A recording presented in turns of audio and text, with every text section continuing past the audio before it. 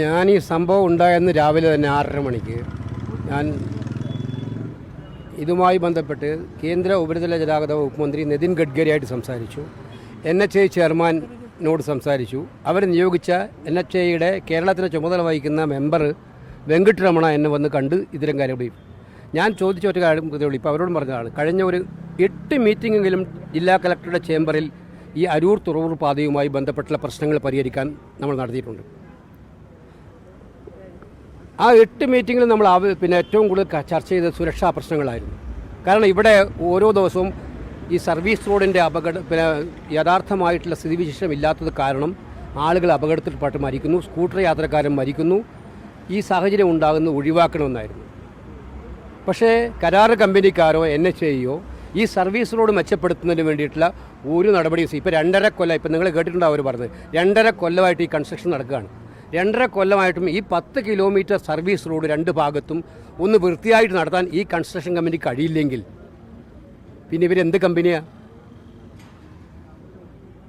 അവർ മാത്രമല്ല NHAI chairman അടക്കമുള്ള ആളുകൾ എല്ലാ മീറ്റിങ്ങിലും പറയുന്നതാണ് സർവീസ് റോഡ് പക്കയാക്കിയിട്ട് മാത്രമേ കൺസ്ട്രക്ഷൻ നടത്താൻ പാടുള്ളൂ എന്നുള്ളതാണ്. കാരണം യാത്രക്കാരുടെ ഗതാഗതം ഉറപ്പുവരുത്തണം.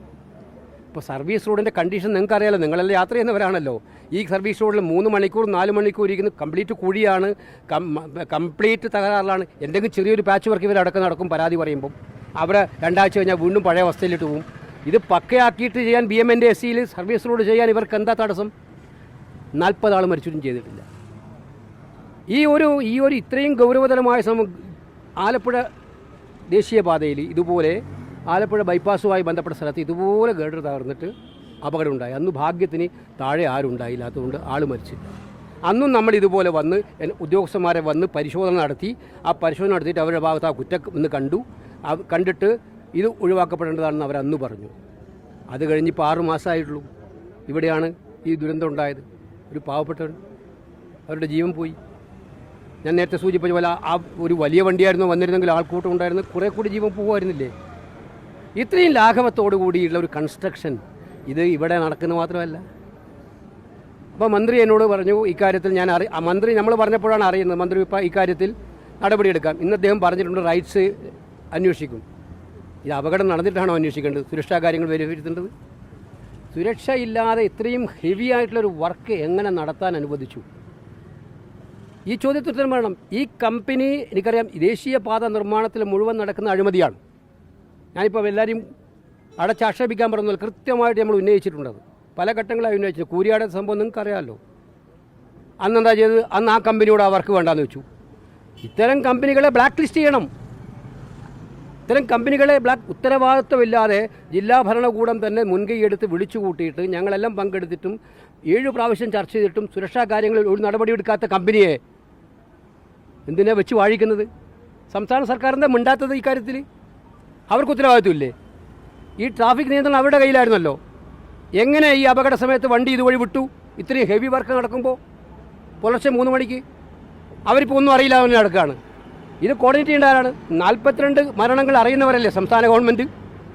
സംസ്ഥാന ഗവൺമെൻറ് കൃത്യമായിട്ട് വിവരം ഉണ്ടാവുമല്ലോ, എത്ര പേര് മരിച്ചു ആരെക്കാളും മുമ്പിൽ അവരല്ലേ അറിയുന്നത്. ഇവിടെ സുരക്ഷയുമായി ബന്ധപ്പെട്ട് സ്റ്റേറ്റ് ഗവൺമെൻറ് എന്ത് നടപടിയാണ് എടുത്തത്? ഇപ്പോൾ ജനങ്ങളെ ജീവനിട്ട് പന്താടിയിട്ട് നടക്കുന്നവരാരായാലും അതിനെ അനുകൂലിക്കാൻ കഴിയില്ല. തീർച്ചയായിട്ടും ഞാൻ അതിനാണ്. കാരണം ഉത്തരവാദിത്വം അവർ കാണിച്ചിട്ടില്ല, കഴിഞ്ഞ കുറേ നാളുകളായിട്ട് കാണിച്ചിട്ടില്ല. അവർക്ക് പണം ഉണ്ടാക്കുക എന്നുള്ള മാത്രം ലക്ഷ്യത്തിലാണ് അവർ പ്രവർത്തിക്കുന്നത്.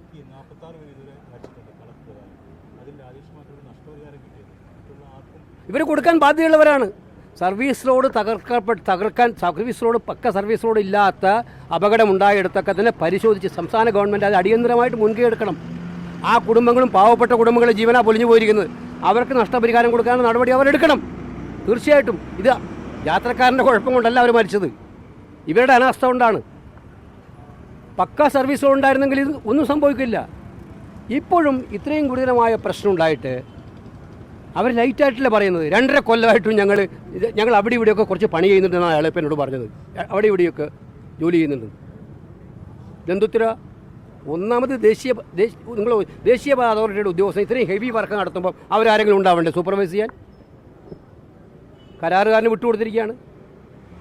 കരാറുകാർക്കാണെങ്കിൽ എങ്ങനെയെങ്കിലും പറഞ്ഞ സമയത്തിന് തീർത്തിട്ട് അവരുടെ ലാഭം കൃത്യമായി എടുക്കുക എന്നുള്ളത് മാത്രമേ ഉള്ളൂ. ഇപ്പോൾ POC പരിശോധിച്ച് റിപ്പോർട്ട് കൊടുത്തിട്ടുണ്ടല്ലോ പാർലമെൻറ്റിനകത്ത്.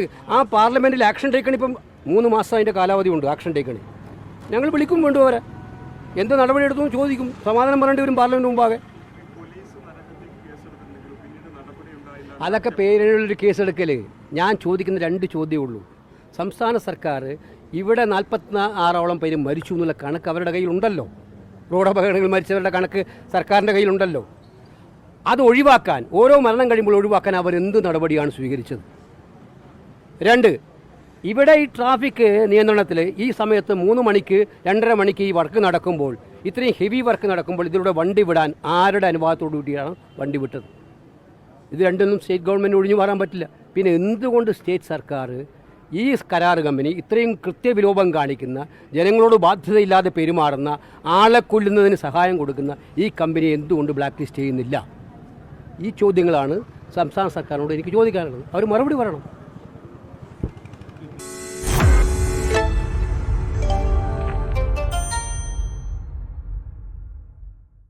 ലോകത്തെവിടെയായാലും ഏത് സമയത്തും 24 വാർത്തകളും ഓഗ്മെന്റഡ് റിയാലിറ്റി പാക്കേജുകളും എക്സ്പ്ലെയിനറുകളും വിശദമായി കാണാൻ ഞങ്ങളുടെ യൂട്യൂബ് ചാനൽ നിങ്ങൾക്ക് സബ്സ്ക്രൈബ് ചെയ്യാം.